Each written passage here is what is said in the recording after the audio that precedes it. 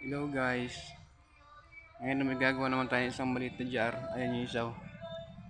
Yung ginagawa natin jar. Ayan o. Ayan. Ayan yung bago nating sample. Ayun yung kasama niya.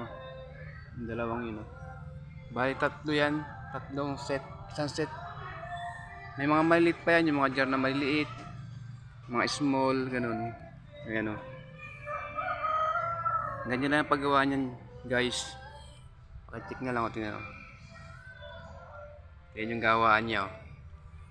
Diba ayos ba guys? Ayan yung kasama niya oh. Yung dalawa. Marami yan. Marami yan erap. Marami magkakasama. May mga maliit. May malalaki. Ganon yun. Maraming salamat. Bye bye.